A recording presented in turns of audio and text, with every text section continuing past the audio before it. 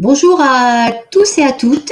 Donc, je suis enchantée de vous recevoir à nouveau aujourd'hui dans le studio de Police pour la vérité pour une émission qui va être dédiée au corps des sapeurs-pompiers avec un personnage que nous avons déjà entendu à plusieurs reprises et qui est, je pense, un des meilleurs placés actuellement pour nous parler des dysfonctionnements et des mauvais traitements qui sont vécus par ce corps professionnel et ce corps constitué de sapeurs-pompiers volontaires. Avant d'accueillir notre invité, je souhaite vous partager avec vous une pensée pour Angélique. Angélique, vous le savez, qui est ma filleule dans le cadre de l'action de Dose Humani, la grande famille. Angélique, qui est une victime et une blessée de l'injection expérimentale qu'on a appelée vaccin contre le Covid, qui a été injectée contre son gré, malgré des contre-indications très sérieuses qui n'ont pas été entendues par notamment le médecin du travail qui a ordonné en fait qu'elle soit injectée sous peine de perdre son métier. Angélique était aide-soignante, elle travaillait dignement comme beaucoup de ces personnels soignants.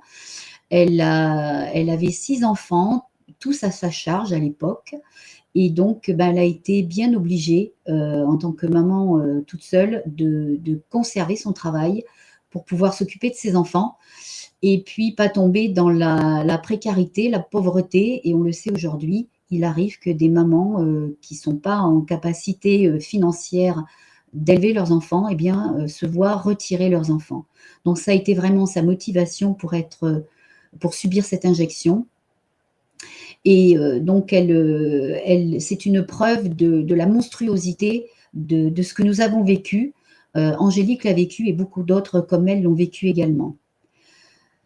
J'en profite pour lancer une pensée à tous les autres blessés de cette période dramatique qui a été soi-disant une période de sanitaire, mais nous en avons franchement beaucoup de doutes.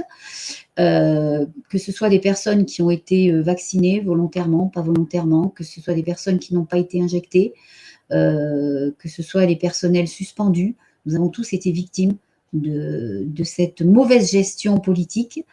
Et donc, nous ne devons pas oublier ce qui a été vécu par notre pays, mais aussi beaucoup d'autres pays à travers le monde.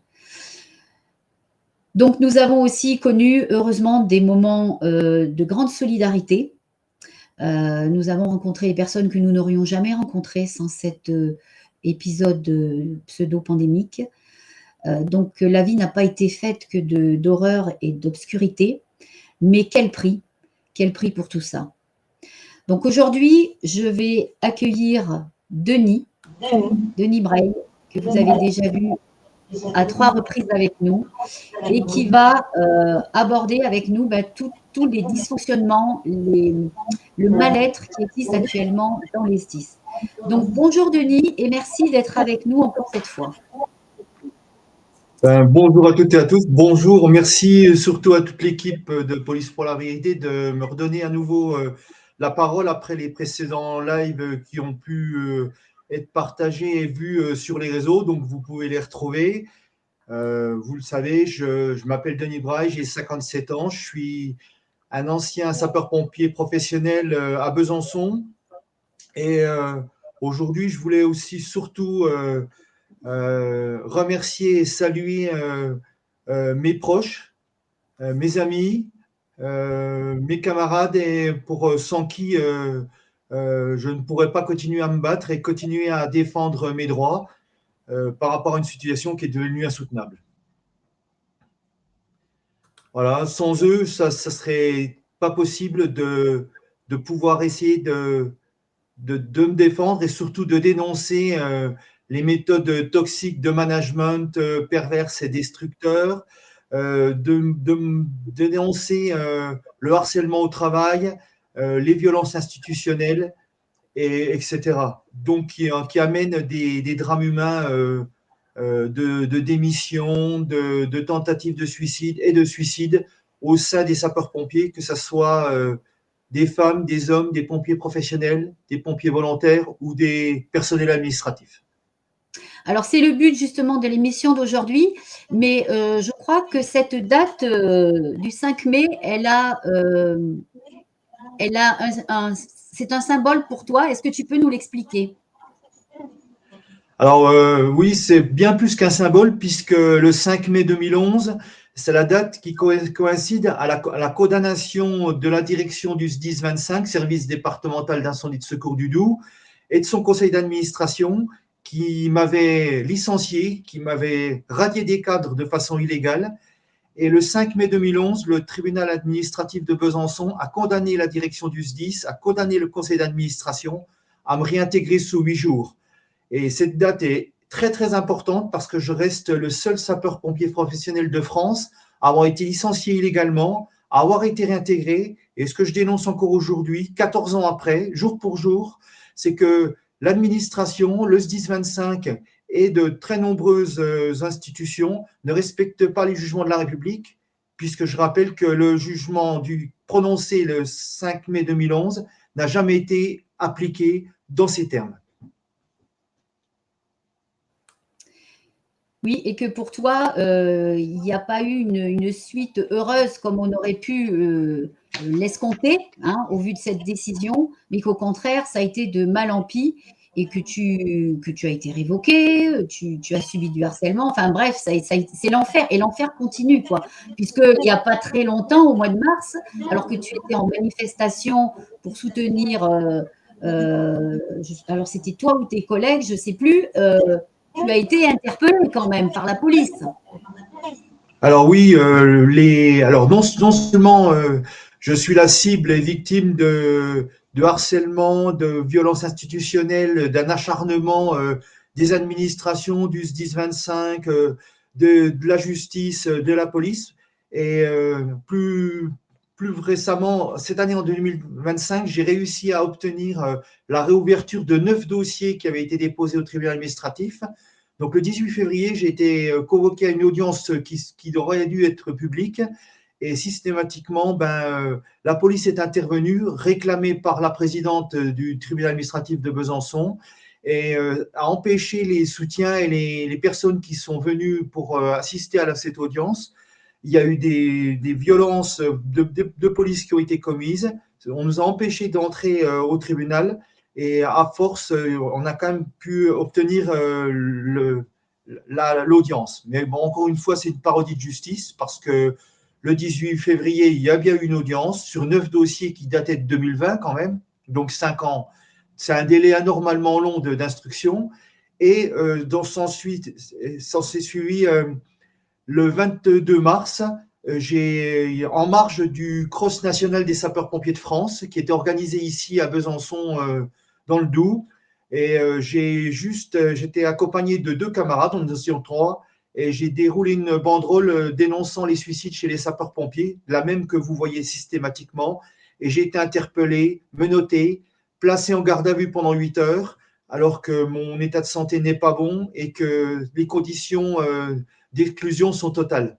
Voilà donc ce que je dénonce aussi. Bon, bien sûr, un acharnement du SDIS, de la direction, de l'administration qui ne respecte pas les jugements, qui ne respecte pas les textes en vigueur, puisque je rappelle que je suis maintenu illégalement sans salaire et sans droit à la retraite depuis plus de 5 ans, ce qu'on appelle la disponibilité d'office.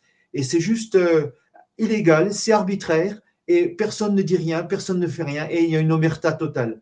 Et ce qui s'est passé le 18 février et le 22 mars ici à Besançon montre bien que la vérité dérange et que ce que je dénonce, c'est juste le fait de réclamer mes droits.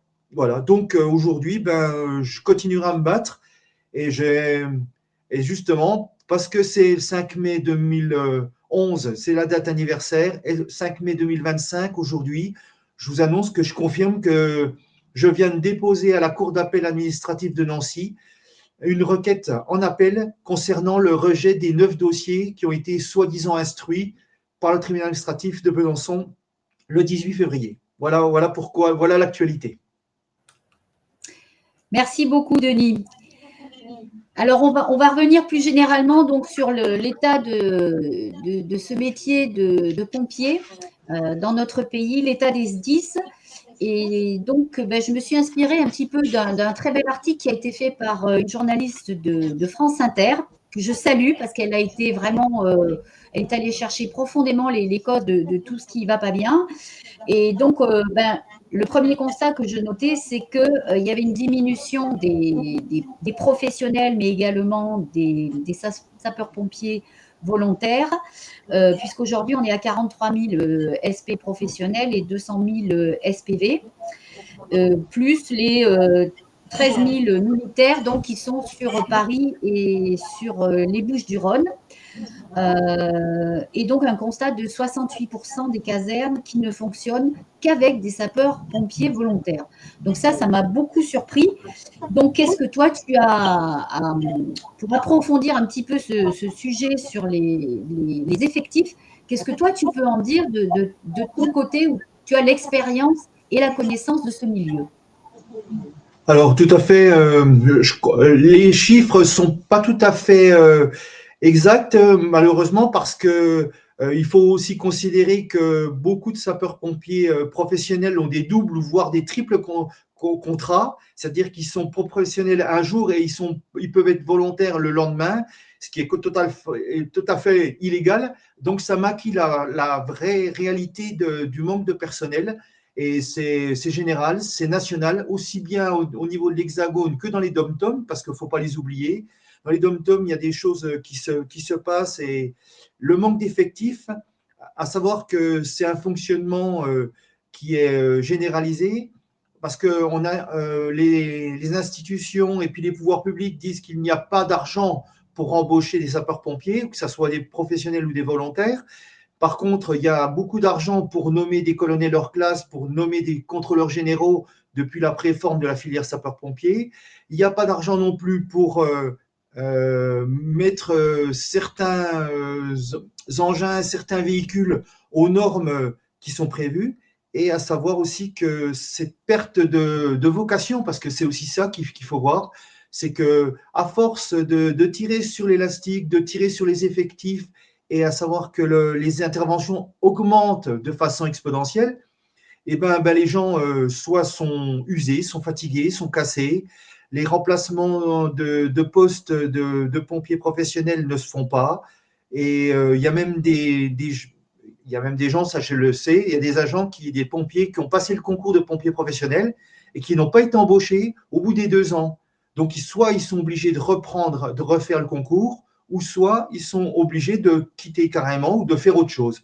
Et ça, c'est un contexte, c'est un amalgame qui est fait et c'est une contradiction. D'un côté, on n'a pas d'argent pour équiper les engins, pour mettre du personnel dans les engins, mais à côté de ça, on nomme des contrôleurs généraux, des colonels hors classe. Et ça me choque profondément parce que c'est dans le contexte actuel de récession, de crise économique et tout ça, il faudrait m'expliquer en quoi il est nécessaire de nommer des gens à des catégories qui sont largement au-dessus de tout, alors qu'il manque des personnels opérationnels ou des personnels administratifs, parce qu'il ne faut pas les oublier non plus. Hein, ils Oui. sont tributaires des manques de moyens qui sont au sein des SDIS.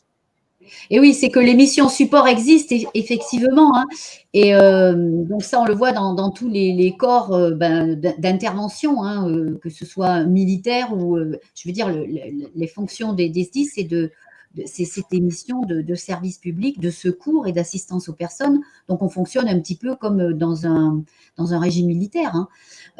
Et effectivement, c'est intéressant parce que moins de personnel sur le terrain, plus de personnes bien galonnées au-dessus et qui sont là pourquoi? Parce qu'on a plus besoin de gens pour aller secourir les personnes en danger ou en difficulté que pour remplir des papiers. Il y a aussi une technocratie, une façon de travailler. Il faut faire des rapports en X exemplaires. Enfin, il y a plein de choses qui sont complètement insensées. Alors même que les interventions ont augmenté. Je vois qu'en 2000, on était à 3,5 millions d'interventions par an. On est passé en 2024 à 5 millions. Donc c'est quand même un sacré bond, avec donc on l'a dit 30% de casernes en moins, avec des effectifs en moins et des délais d'arrivée sur les lieux d'intervention qui ont augmenté, puisqu'en moyenne, on est passé de 2 minutes à 20 minutes pour un véhicule pour arriver sur le lieu d'intervention. Donc ça, c'est énorme aussi. Alors oui, ça c'est justement, c'est encore, je dirais, c'est l'effet complètement indésirable alors manque de personnel, manque d'effectifs, manque de moyens pour certaines parties des SDIS, fonctionnement des SDIS qui est à revoir et qui a été condamné par la Cour européenne des droits de l'homme, qui a été condamné par rapport à la loi Matzak, par rapport au temps de travail des pompiers en France. Et à côté de ça, ce qu'il faut voir, c'est que vraiment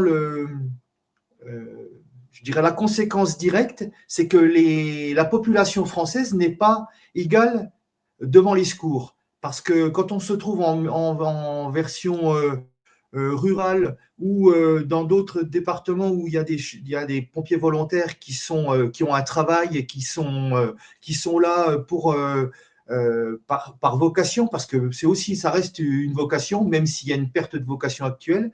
Mais les pompiers volontaires sont bipés ou sont appelés en caserne. Le temps qu'ils se rendent en caserne, qu'ils partent en intervention et qu'ils arrivent sur le lieu où il y a une victime, où il y a quelque chose qui se passe, et ben l'intervention, forcément, elle se rallonge, le délai d'intervention se rallonge. Et puis, quand il s'agit d'un arrêt cardiaque, qu'il s'agit d'un accident vasculaire cérébral, qu'il s'agit de choses très graves, et pendant ce temps-là, la victime elle reste sans soins, sans secours. Et c'est là que dans beaucoup de départements, il y a pas mal de représentants qui disent que on est comment on est à la merci des élus, des pouvoirs publics et des budgets. Et à savoir que le budget 2025, il est en récession aussi, que ce soit pour les pompiers, que ce soit pour d'autres systèmes. Mais pour le système des pompiers, récession par rapport au budget, on fait des coupes drastiques par rapport à des modes de fonctionnement, on embauche moins de personnel, il y a beaucoup de personnel qui s'en vont, qui en ont assez de voir qui sont maltraités, il y a de la violence institutionnelle, il y a du management toxique, etc. Ils ne sont pas estimés, ils ne sont pas reconnus. Et donc, voilà ça entraîne des conséquences qui sont graves et qui sont généralisées. Alors, les chiffres qu'ont pu amener, alors que je salue, c'est Anne-Laure Barral qui fait partie de France Info Investigation, qui a fait un très beau reportage, qui a fait un papier qui relate énormément le mal-être dans les SDIS, les dysfonctionnements, et à savoir que ça me touche profondément parce que moi, en ayant été 36 ans en opérationnel dans les secours, et j'ai vu la dégradation depuis de nombreuses années. Et ce n'est pas d'aujourd'hui que ça date. Alors, il y avait quelque chose, je ne sais pas si ça a été corrigé par rapport aux sapeurs-pompiers volontaires, où ils n'avaient pas, comment dire, ils ont leur indemnité qui est assez misérable quand même hein, pour les heures qu'ils passent en service, en astreinte et puis en activité. Mais il me semble qu'il y avait un problème d'assurance quand ils avaient un accident lors de leurs activités, donc en tant que sapeurs-pompiers volontaires. Il y a un moment où il me semble qu'ils n'étaient pas pris en compte correctement. Ce n'était pas décent, quoi. Est-ce que tu peux nous Oui, en dire alors, moi, ce que je peux en savoir, c'est que les pompiers volontaires, il y a encore quelques années, avant la départementalisation de 2000 ou même après, ils étaient encore considérés, c'est-à-dire qu'un pompier volontaire, le pompier professionnel, il est posté, il est en garde de 24 heures ou de 12 heures, comme maintenant que ça se fait. Euh, il est en garde. Par contre, à savoir que le pompier professionnel, il est payé 1607 heures alors qu'il en fait 800 de plus. Parce qu'il y a 800 heures qui ne sont pas considérées, qui sont considérées comme de l'astreinte. Mais pendant ce temps-là, l'agent n'est pas chez lui, n'est pas à son domicile, n'est pas avec sa famille, avec ses enfants. Donc, il y a 800 heures qui sont données gracieusement depuis des années et des années par les pompiers professionnels. Ça, il faut le savoir quand même. Donc, 1607 heures rémunérées et 2407 heures de présence effective au travail. Ça, c'est pour la partie professionnelle. Pour les pompiers volontaires, ils sont rémunérés en ce qu'on appelle en vacation horaire. Alors, à savoir que c'est pas euh, imposable au niveau des impôts, des contributions. Et donc, à partir de là, ça reste, oui, ça reste quand même très infime, hein, parce que les vacations de pompiers sont en fonction du grade et en fonction des missions. Quand ils sont appelés en intervention, ils sont payés en vacation horaire. Et puis derrière, ils sont, même si ça fait 200, 300, 400 euros par mois, il y a des centres où ça bouge un peu plus, il y a beaucoup d'interventions, donc là, c'est un peu plus rémunéré.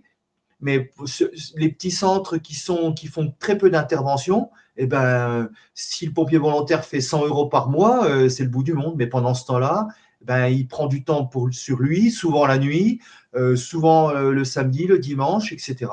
Donc, ça, c'est un contexte qui existe depuis la nuit des temps. Et je rappelais la loi Matzak qui rappelait que les pompiers volontaires devraient être reconnus comme tels. Et la partie assurance, parce que là, aujourd'hui, le contexte actuel, c'est aussi pour ça que les pompiers volontaires ne s'engagent plus et se désengagent justement des SDIS.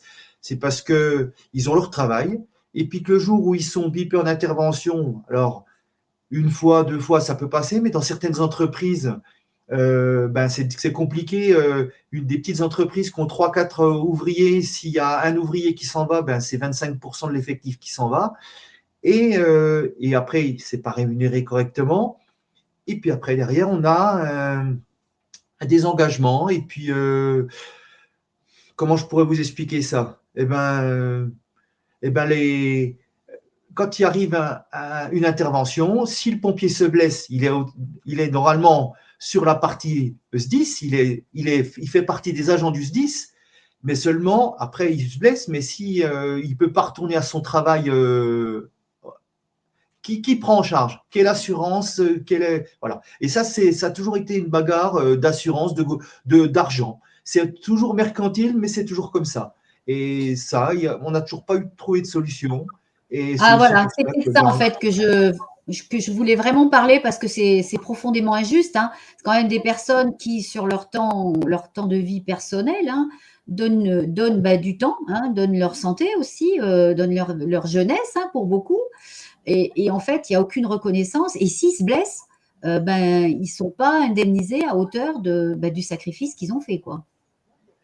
surtout que dans la politique actuelle, la tendance, c'est systématiquement les SDIS ou les compagnies d'assurance qui accompagnent les SDIS, les administrations, systématiquement font tout pour ne pas reconnaître les accidents en service, comme ça a pu être le cas pour de nombreuses blessures qui ont été, dont je fais partie. Et puis, on en parlera peut-être plus tard, mais pour la mort de Jérémy Beyer au SDIS 34, avec la blessure, les profondes blessures qu'ont subi ses trois camarades lors du feu de Gabian le 10 août 2016. Il y a eu un procès il n'y a pas longtemps à Béziers. Voilà, donc systématiquement, c'est le SDIS est au courant, mais non, ils sont responsables, mais ils ne sont pas coupables. Et la tendance, c'est on reconnaît, de toute façon, le principe de base, c'est on ne reconnaît jamais les services ou alors les accidents en service, l'imputabilité au service. Et ce qui est valable pour les accidents, et c'est valable aussi pour les suicides, je vous en parlais tout à l'heure. Oui, parce que là, on va rentrer vraiment dans comment dire, des ressources humaines, un rôle de ressources humaines qui est complètement galvaudé. Tant que tout va bien, tant qu'il faut distribuer des médailles, etc., il n'y a pas de souci. Par contre, de l'instant où il y a une responsabilité qui va être, c'est pas une responsabilité dans l'intention forcément d'avoir mal agi, mais c'est une responsabilité en tant qu'institution qui a le devoir de protéger. Et bah, il arrive effectivement, on peut, comment dire, la protection à 100%, ça n'existe pas, on le sait bien. Il y a toujours des trous dans la raquette. Et face à des métiers comme bah, les nôtres, hein, pompiers, policiers, gendarmes, etc., on sait qu'il y a des prises de risques. Donc voilà, mais c'est pas outrancier que de demander à ce que ces prises de risque, elles soient pas portées par les agents ou les fonctionnaires, mais par l'institution pour lesquelles ils ont été pris ces risques. C'est dans le cadre d'un service public de secours à la personne, d'assistance qu'on prend ces risques-là. Donc c'est pas aux agents d'en payer les pots cassés, quoi. Et c'est là où on voit Oui. que les ressources humaines, mais sont déplorables, déplorables. Alors, j'irai même plus loin parce que quand on porte un uniforme comme celui qui est derrière moi, ben on est agent du SDIS, on est agent du service départemental d'incendie de secours. Et à ce titre, je rappelle aussi la responsabilité, la culpabilité des directions et de la chefferie médicale en ce qui concerne la santé morale et physique de tous les agents. Dans ces cas-là, il n'y a même pas à discuter. Les textes prévoient, le code du travail le prévoit, les textes de la sécurité sociale le prévoient. Quand on est on occupe des fonctions, c'est la direction qui est en marge de faire ce qu'il faut pour protéger ses agents. Et ce n'est pas le cas. Et franchement, ça, c'est genre de choses, c'est ce que j'ai pu subir moi en 2018. Je me suis blessé au travail. Ça a d'abord été reconnu un accident de travail. 2 ans après, la direction du SDIS 25 requalifie arbitrairement l'accident de travail en maladie ordinaire, me met en demi-traitement, puis après sans traitement et me réclame la somme de 39 000 euros sous prétexte qu'ils estiment que l'accident de travail n'en est pas un. Et ça, c'est juste inadmissible. Les ressources, alors moi, c'est plus des ressources humaines que j'appelle ça, c'est des ressources inhumaines parce que je suis désolé, mais le terme, il est. Parce que les ressources Oui, humaines, l'humain là-dedans, il n'y en a plus. Et il y en a plus. moi, j'en suis l'exemple. Et ce que je dénonce depuis de très nombreuses années, c'est que les ressources humaines, elles devraient pas être à la marge, enfin, à la botte d'un système qui fonctionne juste pour dire, ben voilà, on a tant d'effectifs, ça fait bien et ça nous permet d'avancer. Non, non, c'est pas comme ça que ça marche. Si on a des effectifs, si on a des femmes et des hommes qui sont au travail, on les respecte, on les honore et on n'attend pas qu'il y ait des suicides ou qu'il y ait des accidents de travail mortels, comme ça a pu être le cas dans de nombreux endroits, pour essayer de se donner bonne conscience, puis faire un monument, mettre une belle médaille et puis faire un monument avec des lettres dorées. Ça, c'est trop tard. Il faut le faire avant. Les ressources humaines, les directions, elles sont responsables de ça. Tout à fait. Alors, sont nés, il y a quelques, le terme risques psychosociaux, là, est né il y a quelques années, hein, et c'est un fourre-tout dans lequel, en fait, on va mettre toute la mauvaise gestion des ressources humaines. Parce que le harcèlement au travail, que ce soit par des collègues ou par la hiérarchie, ça ne devrait pas exister. Parce que des tentatives de suicide, parce que les collègues sont comment dire, en burn-out parce qu'ils font des heures à gogo, ils n'ont plus le temps de se reposer, etc. Ça ne devrait pas exister.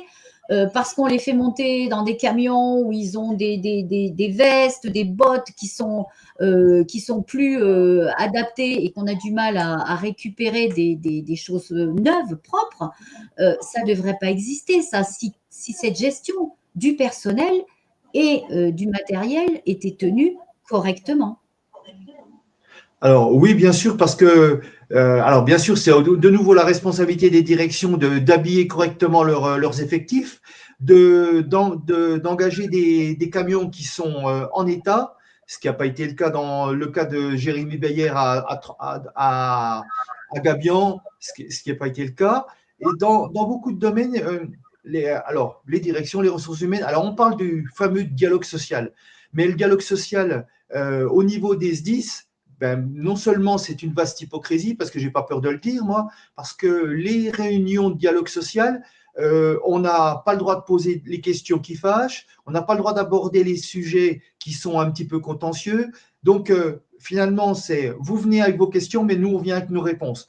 Donc, le dialogue social au sein des SDIS, c'est plus que déplorable. Et ça, c'est pour donner bonne conscience aux directions en disant, vous voyez, on vous permet de venir aux réunions. Donc déjà, c'est déjà bien. Franchement, c'est déjà beaucoup. Mais j'ironise là-dessus, mais c'est vraiment ce qui a été mis en place. Il n'y a aucun soutien, il n'y a aucun. Et le pire, c'est que en plus, il y a un chantage à l'avancement, il y a une telle répression des directions que les agents, ben voilà pourquoi ils n'y vont pas, pourquoi ils ne mettent pas des recours au tribunal administratif, pourquoi ils ne vont pas en justice, parce qu'il y a une telle répression, il y a une telle omerta, et puis un tel chantage par rapport aux devoirs de réserve, par rapport à tout ça, que derrière, plus personne n'y va. Moi, aujourd'hui, j'ai plus rien. Donc, j'ai plus rien, je suis en disponibilité d'office, on m'empêche de travailler depuis 2018, j'ai été blessé au travail, on ne me reconnaît aucun de mes droits. Donc derrière, voilà pourquoi je dénonce des dysfonctionnements qui sont majeurs. Et aujourd'hui, 5 mai 2025, j'ai déposé une requête en appel à la cour administrative de Nancy et je vais déposer dans la foulée un pourvoi à la Cour de cassation et au Conseil d'État. Et si ça ne suffit pas, ça ira à la Cour européenne des droits de l'homme, parce que mon dossier, le profond litige qui m'oppose à la direction du SDIS 25 et à l'administration date de 2008. Donc ça commence à être un peu long, et à savoir que les jugements ont été rendus, ils ne sont pas appliqués, le SDIS refuse de le faire, donc systématiquement, j'irai au-dessus. Et ça ira jusqu'à la Cour européenne des droits de l'homme si je n'obtiens pas gain de cause.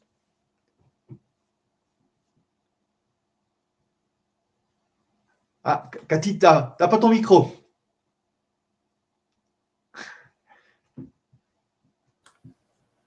Merci, voilà. Heureusement que tu es là. Hein. Je voudrais compléter par rapport au système hypocrite que tu as cité, par rapport aux réunions sur les risques psychosociaux, puisque bon, moi je l'ai vécu aussi dans la police, hein, en tant qu'officier, hein, et donc on avait, alors c'est un tableau de bord en fait, c'est juste un tableau de bord, comme toutes ces choses que on devrait faire pour le contenu, pour vraiment changer la façon de travailler de toute la chaîne hiérarchique, du personnel et dans le bien du service des personnes et du public. En fait, eux, ils ont transformé ça en tableau de bord. Et voilà, tu as 3 réunions psychosociales, de risques psychosociaux à faire dans l'année. Tu vas remplir tes 3 colonnes dans ton tableau de bord et tout le monde est content. Ah ben si, on est dans les clous. Mais si on n'y met pas du contenu, si on n'y met pas des actions, des choses concrètes, eh ben, on abandonne en fait l'ensemble du personnel. Et puis, du personnel, on passe aussi au public dont on est censé s'occuper, dont on est censé prendre soin, puisque si notre personnel il n'est pas en forme pour s'occuper du public, eh ben, le public, nous qui portons assistance, on va le faire d'une mauvaise façon. C'est évident. Donc voilà, oui, c'est vraiment malsain, c'est de l'administratif. Et il y en a marre, on est sur des métiers qui ne sont pas des métiers administratifs. On est sur de l'assistance, de l'aide à personnes en danger. Donc, il faut arrêter. Oui, je pense que le principe de base, bien sûr, ça vous l'avez tous compris, c'est que l'administration en général ne reconnaît jamais les fautes inexcusables, ne reconnaît jamais ses torts, ne reconnaît jamais ses erreurs. C'est le principe. Il laisse les directions des SDIS, parce que moi c'est ce qui me concerne, ou des administrations ou des juridictions, laisse pourrir volontairement des situations qui deviennent des drames humains. Et derrière, ces drames, ils pourraient être largement évités, mais seulement les égos de certaines personnes font que, il y a l'omerta, il y a l'impunité, il y a la corruption, il y a tout ça. Alors moi, aujourd'hui, je le dis et je le dénonce, et c'est aussi pour ça que ce que je trouve profondément injuste, c'est que la personne qui est victime d'un accident au fin fond de la Creuse ou d'ailleurs n'est pas égale devant les secours par rapport à quelqu'un qui peut habiter en ville ou qui peut habiter dans un endroit qui est peuplé, ou qui a des pompiers professionnels, où il y a des pompiers volontaires qui sont armés. Voilà. Donc, avec du matériel digne de ce nom, qui sont formés de façon convenable. Et voilà, aujourd'hui, c'est un système qui a peut-être qui est en train de se modifier, qui est en train de muter, parce que on entend, l'actualité fait que il y a des pompiers qui osent dire que c'est peut-être la fin d'un système de secours Alors, on parle du service civique et tout ça, mais rien ne remplacera le mode de secours à la française avec des pompiers professionnels et des pompiers volontaires. Ça, c'est mon avis personnel. Et c'est pas que moi, c'est que le fait de dire qu'il y a des gens qui disent que ben, il faut garder. J'en oublie pas les pompiers militaires de Paris, du bataillon de Marseille et des unités de sécurité civile, parce que moi, j'ai fait un passage à la brigade des sapeurs-pompiers de Paris et j'ai été engagé. Et j'oublie pas d'où je viens. J'oublie pas que je viens au départ, j'étais pompier volontaire à Belfort, dans le territoire, sous le Lion. Et ben, j'oublie pas. Faut pas oublier d'où on vient. Faut pas oublier ce qu'on a été et grâce à qui on est devenu ce qu'on est aujourd'hui et que le système, parce que nos anciens, ils nous ont tout appris. Il faut respecter ça. Et ce n'est pas le cas aujourd'hui par rapport aux directions. Oui, et puis c'est des métiers où il faut avoir appris le métier. Il y a des techniques, il faut avoir la forme, donc il y a quand même un entraînement physique qui est permanent. Il y a aussi quand même l'état de santé des personnels qui doit être contrôlé de façon à ce que des personnes qui peuvent traverser une mauvaise période de leur vie, hein, que ce soit pour des problèmes, peu importe lesquels d'ailleurs, de tension, de dépression, de problèmes cardiaques, etc. Ça ne s'invente pas d'être pompier, ça ne s'invente pas. Donc, je t'entendais dire tout à l'heure des emplois civiques, mais comment on les forme? Les emplois civiques, ils sont là pour 9 mois, donc ça veut dire qu'ils ne sont pas formés et on va leur demander de faire un boulot d'experts. Donc, ce n'est pas possible. Il faut garder, tu as raison, la qualité de nos métiers à la française.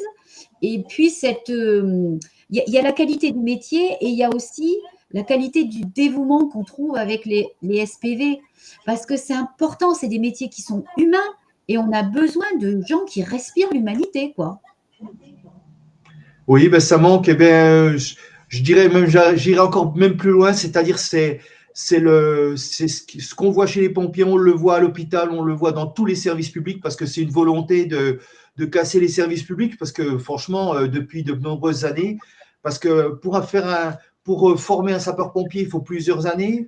Pour former une infirmière, il faut plusieurs années. Avant que ça soit quelque chose d'opérationnel, de quelqu'un qui puisse être autonome dans son travail.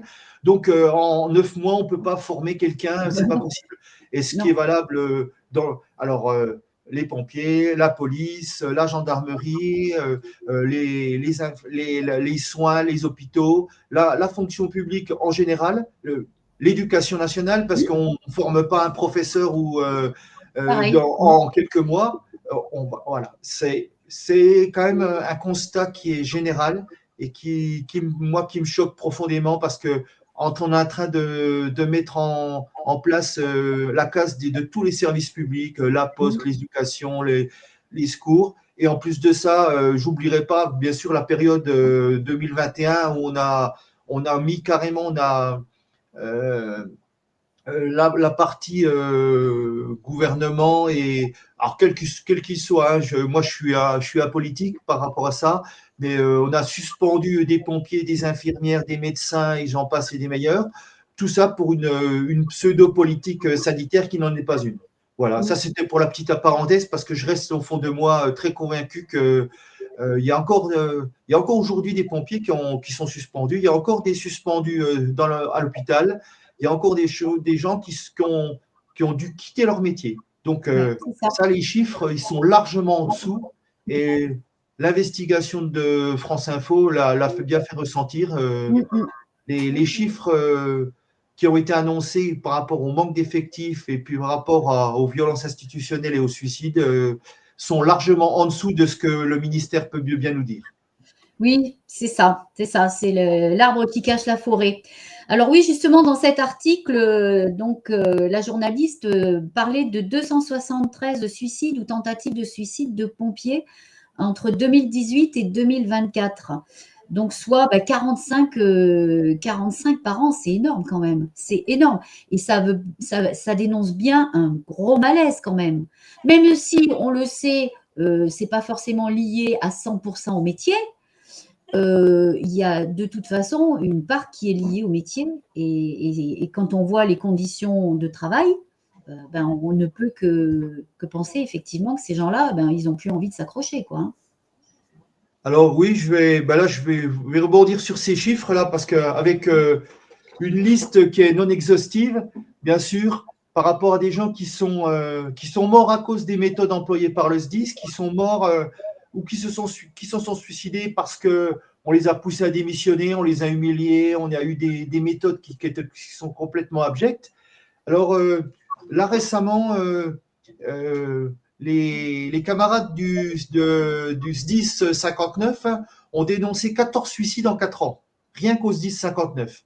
Alors la première réponse qui a été faite par la direction et puis par le président du conseil départemental, c'est-à-dire, là, ça n'a rien à voir. Les suicides qui ont été faits au 59, c'est des problèmes personnels. C'est systématiquement des problèmes personnels. Je suis désolé, il arrive un moment, quand on dénombre 14 Oui, suicides au sein d'un SDIS, je rappelle que ouais. la direction et la chefferie médicale sont responsables de la santé morale et physique de leurs agents, et que même quand il y a quand bien même il y aura des problèmes personnels, Mmh. il y a, j'en suis la preuve vivante, c'est que quand il y a des problèmes personnels, la direction doit justement faire intervenir la protection Mmh. fonctionnelle, la version des ressources humaines ou inhumaines, ça dépend de quel côté on se place. Et puis Mmh. voilà.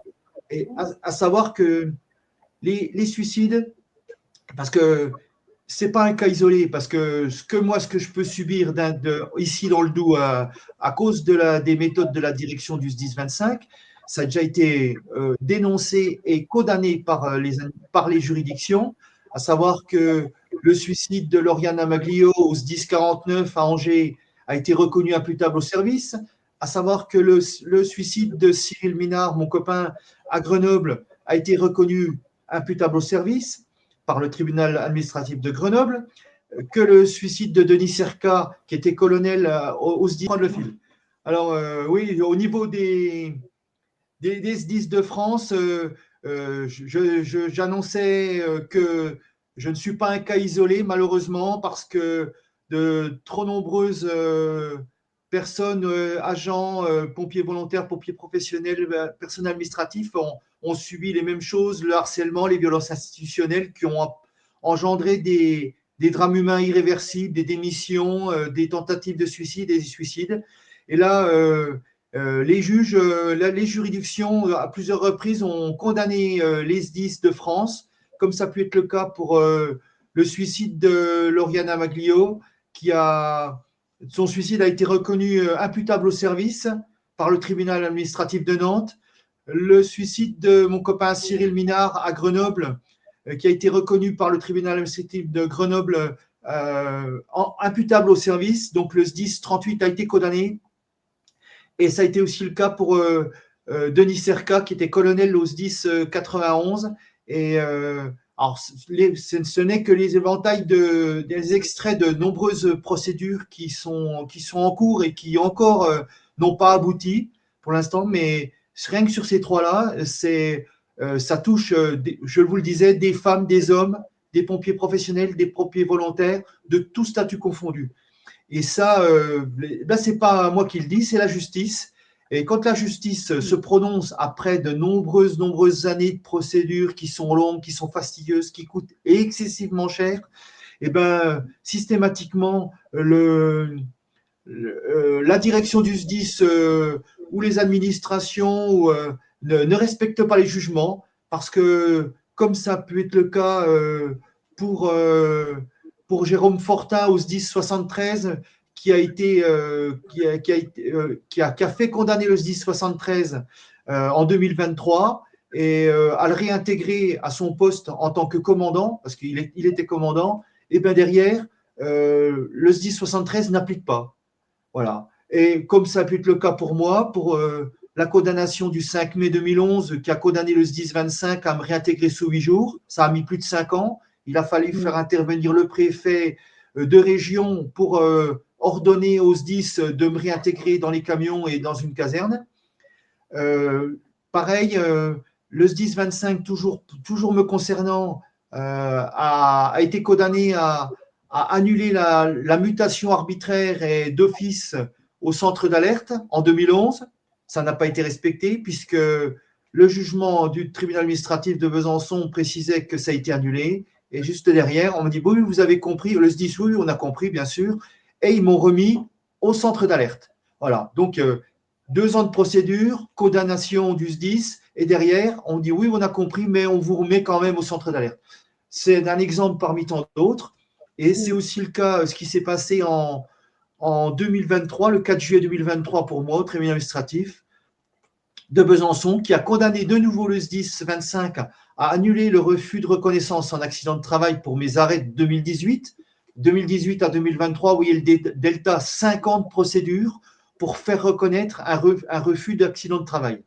Voilà les méthodes qui sont employées. Le 4 juillet 2023, le SDIS a été condamné à reprendre une décision après nouvelle expertise dans un délai de 3 mois.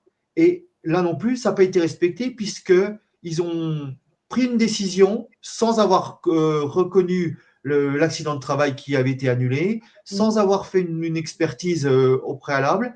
Et en plus de ça, la décision qui a été prise, elle est hors délai. Aujourd'hui, je le dénonce encore. Ça veut dire que systématiquement, quand un agent engage des procédures au tribunal administratif ou plus à Cour de cassation ou Conseil d'État, eh ben, ça traîne des années, ça prend énormément de moyens, ça prend du temps, ça prend de l'énergie, ça casse des familles, ça brise des familles complètes. Et derrière, eh ben, l'administration laisse pourrir la situation volontairement, vous place en demi-traitement, puis après sans traitement, sans salaire, sans droit à la retraite. C'est mon cas depuis 2019. Et après, eh ben, quand ils sont obligés d'appliquer des jugements, eh ben, c'est pas le cas, c'est pas fait. Et ça, c'est juste intolérable, c'est inadmissible, et c'est aussi pour ça que j'ai déposé aujourd'hui même un recours à la Cour administrative d'appel de Nancy et que je vais déposer dans la foulée des recours des pourvois en cours de cassation et en conseil d'appel. Voilà, les méthodes sont toujours les mêmes, c'est toujours récurrent. Et c'est ce qui a pu se passer aussi pour la mort accidentelle de Jérémy Beyer, qui est mort lors du feu de forêt à Gabian en 2016. C'était en août 2016. Il avait été envoyé sur une intervention avec un camion qui était obsolète, qui n'avait pas d'autoprotection, qui était complètement, quand je dis obsolète, c'est un minimum. Et il a trouvé la mort ce jour-là. Donc c'est un accident de travail. On ne peut pas dire que c'est autre chose qu'un accident de travail. J'ai aussi une pensée pour ses 3 collègues qui étaient avec lui dans le camion, plus particulièrement Lucas Canuel, qui aujourd'hui qui était pompier volontaire, qui est toujours pompier volontaire, qui a été gravement brûlé et qui demande sa reconnaissance en pompier professionnel et que le SDIS 34 et la Fédération nationale des sapeurs-pompiers de France lui refusent. Parce que les alertes qui ont été faites concernant ce feu, tout le monde est au courant, tout le monde couvre tout le monde couvre les scandales et les drames qui peuvent se passer. Et aujourd'hui, Lucas Canuel demande à être reconnu en tant que pompier professionnel. Il est brûlé à je ne sais plus combien de degrés. Et la seule reconnaissance que lui demande, c'est à être reconnu comme pompier professionnel pour qu'il puisse agir pour que ces drames humains n'arrivent plus. C'est juste ce qu'il demande.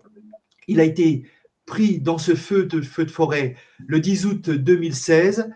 Ça a coûté la vie à son copain Jérémy Beyer, qui avait 24 ans, je le rappelle. Ça a détruit une famille entière. Son frère à Jérémy est toujours pompier professionnel dans le 34. Et voilà quoi vive la famille de Jérémy Beyer.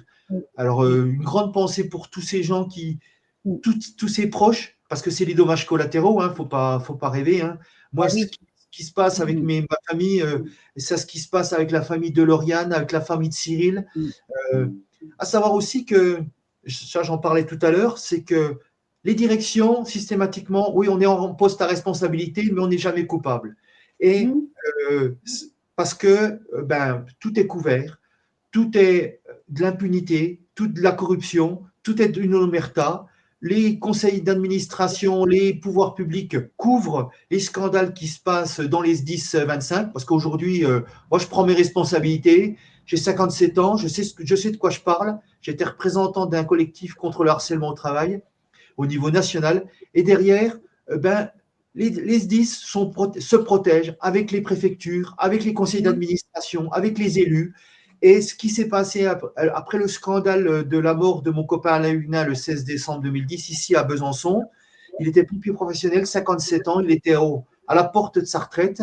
Il en est mort parce qu'il a été humilié, il a été muté d'office.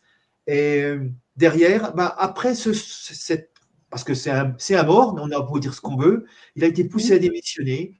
Et Ben Kemoun, qui était directeur du SDIS 25, a été muté d'abord dans le 76 avec promotion puis belle médaille, et puis dans le 38. Et c'est là qu'on retrouve les mêmes méthodes, les mêmes coupables. Et Ben Kemoun, il a agi de la même façon qu'il avait agi avec Alain Huguenin ici dans le Doubs, avec Cyril Minard, qui l'a mis en dispo d'office, il l'a muté, il l'a bafoué.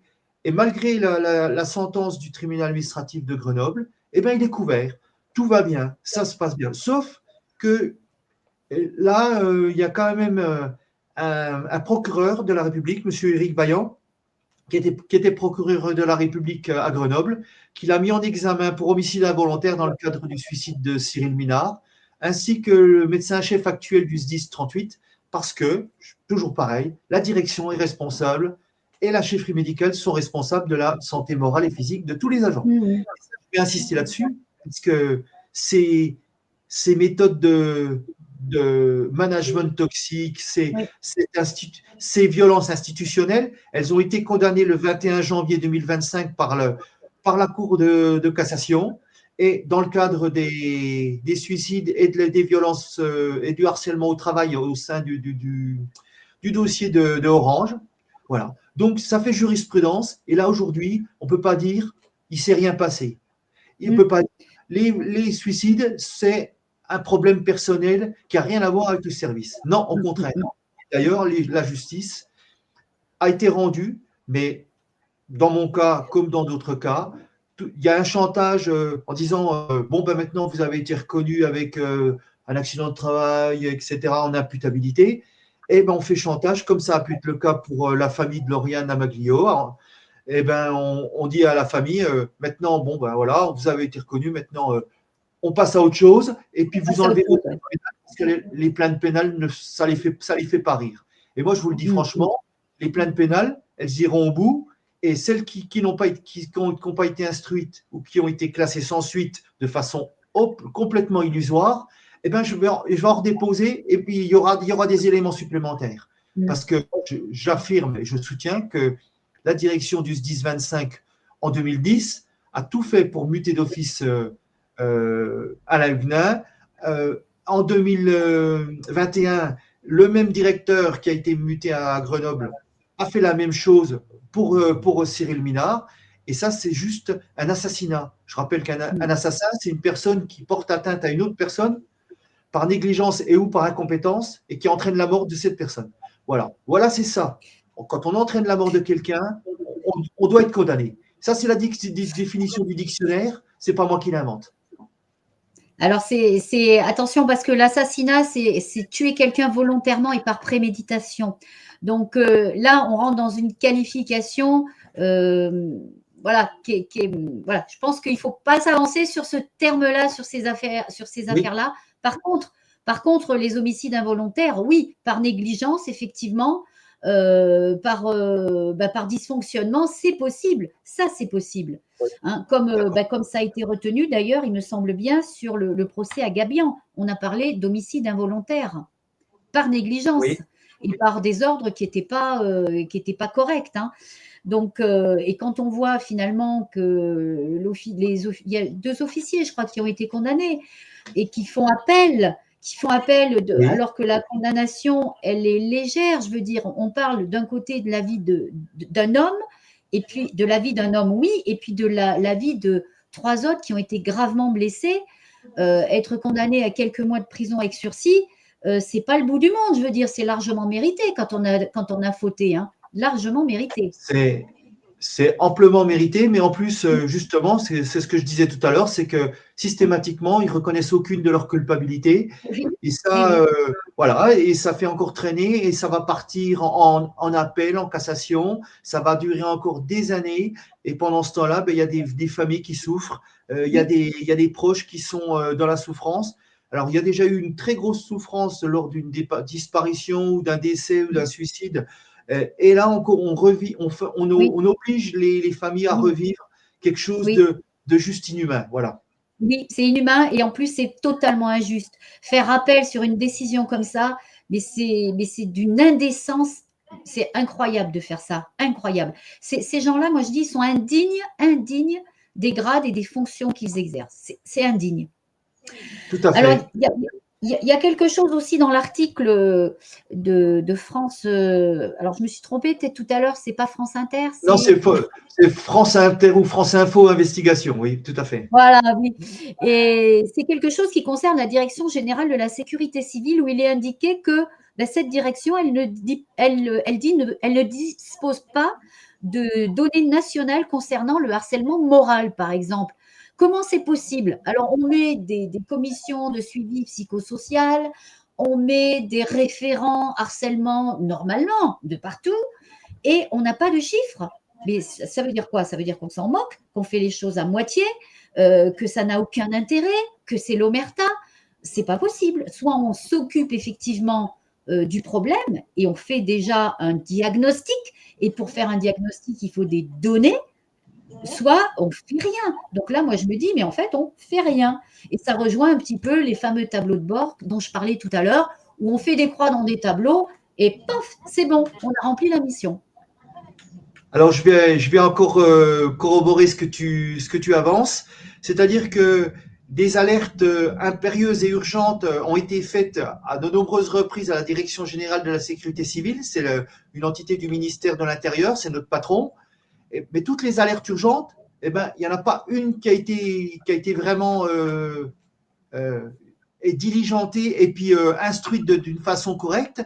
Et puis, des fois, alors, comme ça a pu être le cas dans les Vosges, pour le suicide d'Alexandre Maurice en 2023, c'est quand même plus récent, eh ben, on fait un audit, mais l'audit, bon, on demande à la préfète des Vosges de faire un rapport, de faire quelque chose, et s'ensuit une pseudo-enquête qui a été bâclée, qui n'aboutit pas, et puis derrière, le conseil départemental et le conseil d'administration dit nous renouvelons notre confiance à la direction du SDIS 88, à savoir Mm. quand même que le directeur actuel du SDIS 88, je vais revenir à ce qui se passe dans les schémas habituels, parce que le directeur actuel du SDIS 88 n'est autre que l'ancien directeur adjoint du SDIS 49 à Angers.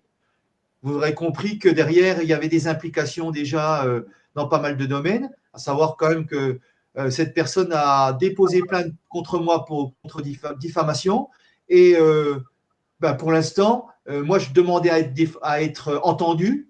Et ben, bizarrement, comme j'ai des éléments, puis que j'ai des dossiers et j'ai des papiers factuels sur, sur tous ces suicides, et ben derrière, je n'ai pas été entendu.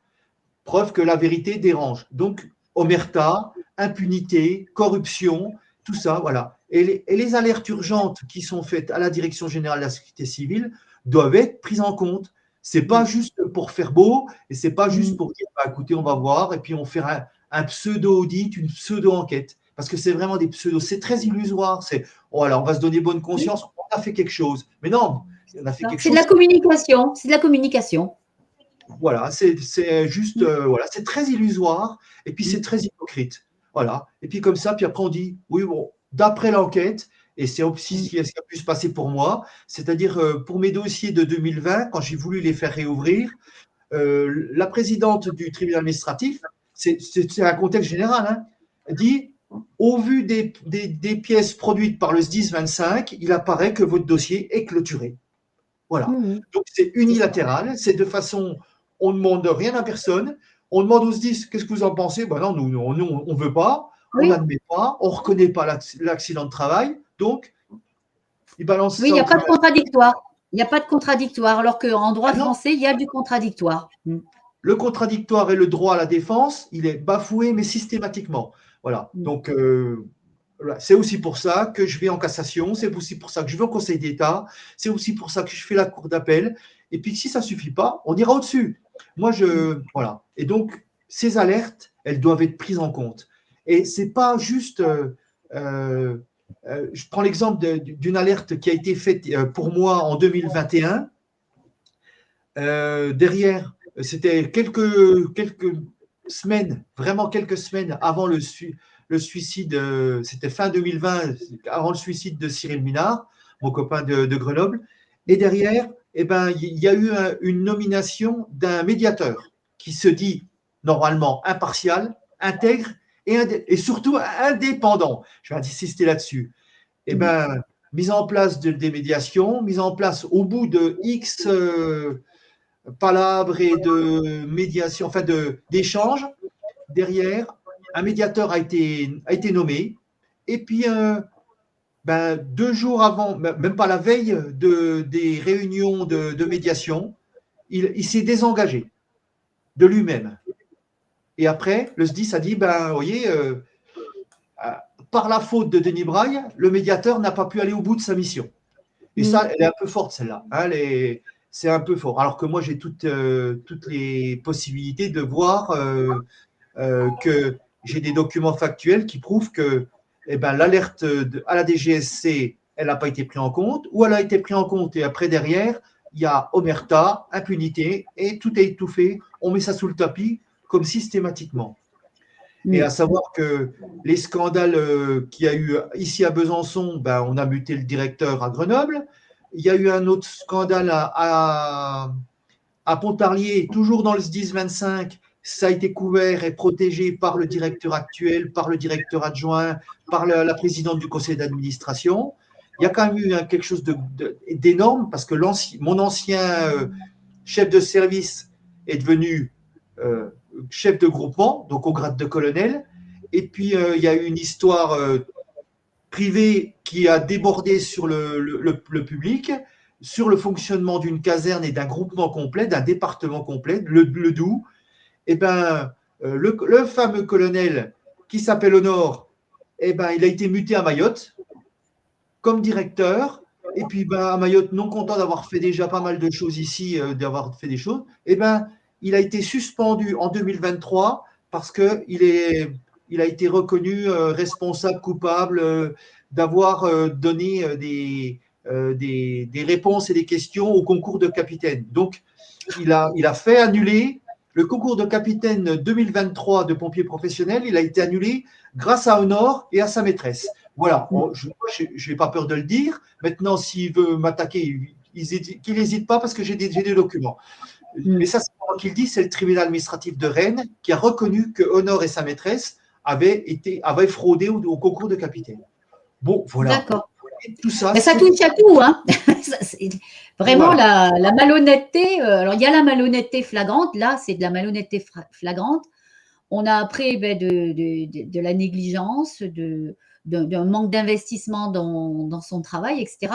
Et c'est ça qui fait que la base, elle est abandonnée et elle ne se sent pas bien. Oui. Je crois qu'on a fait à peu près le tour de la question. Moi, ce que je voulais juste dire en terminant, et puis je te laisserai vraiment le mot de la fin, c'est d'abord que même les délégués syndicaux commencent aujourd'hui à être poursuivis disciplinairement et sanctionnés parce que ils osent ouvrir leur bouche. Donc là, quand on s'en prend en plus aux représentants du personnel, c'est dire à quel point le système il est pourri et peu sûr vraiment pour l'ensemble. Moi, ce que je voudrais dire aussi, c'est que je voue une très forte admiration, beaucoup de respect pour tous les soldats du feu, hein, que ce soit les militaires ou les civils professionnels comme volontaires. Et que j'ai vraiment beaucoup d'admiration pour vous tous. Je me dis qu'on vous savonne vraiment sérieusement la planche. Il faut beaucoup d'amour pour ce métier, pour rester travailler dans des conditions pareilles.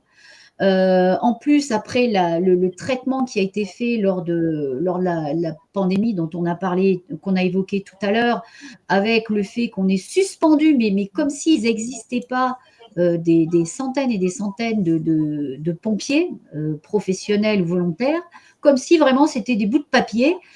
Ben, je me dis, franchement, il y a un manque de considération impitoyable et des gens qui travaillent au quotidien, qui ont la vocation et jusqu'où ils auront cette foi de porter autant de mépris, parce que franchement, on les écrase sous le mépris. Voilà, moi, la conclusion que je donnerais de tout ce qu'on vient d'échanger ensemble.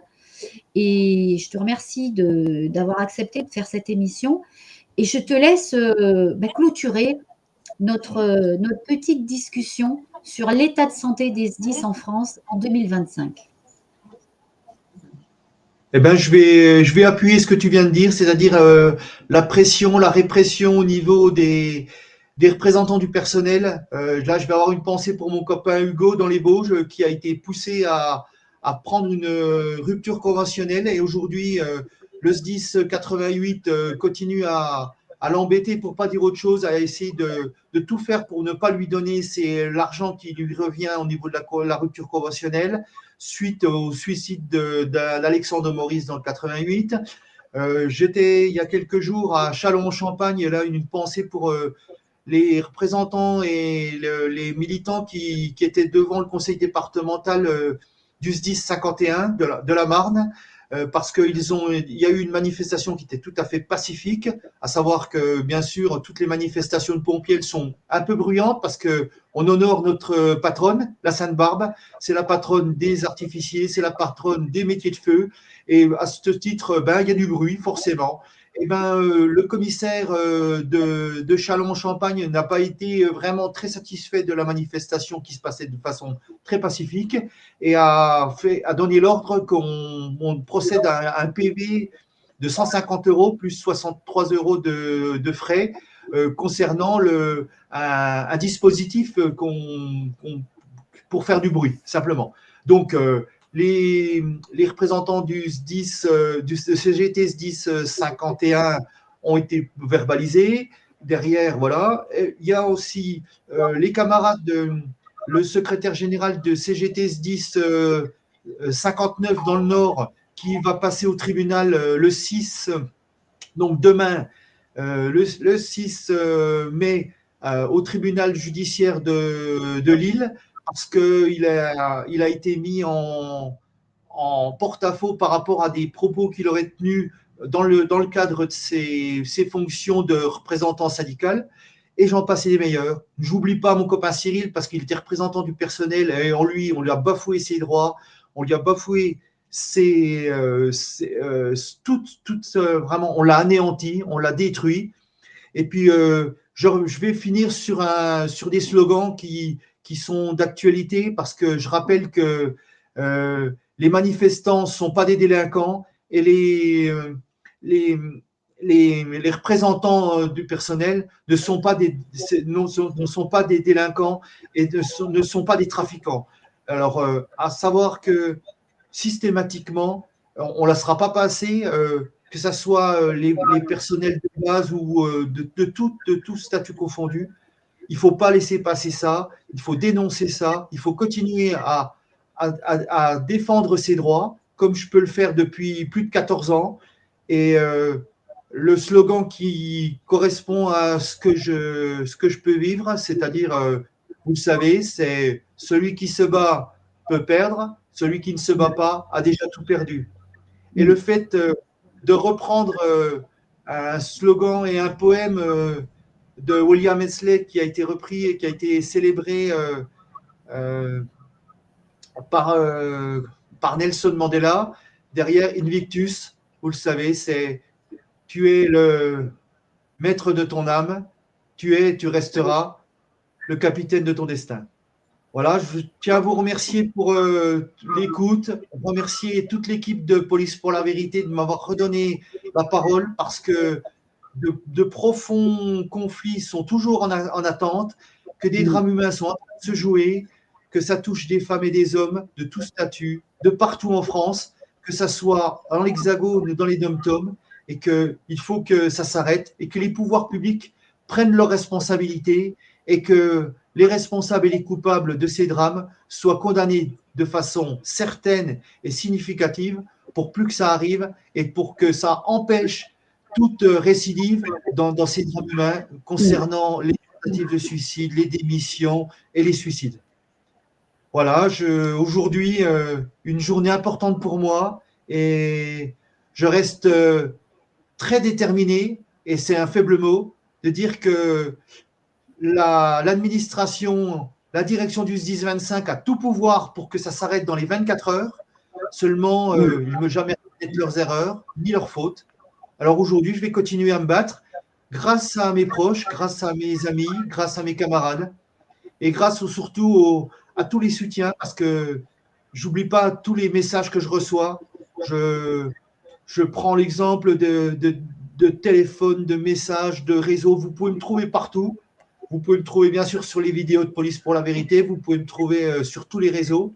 Vous pouvez les partager et surtout, je vous invite à les partager parce que si aujourd'hui j'en suis là, je sais à cause de qui et pourquoi.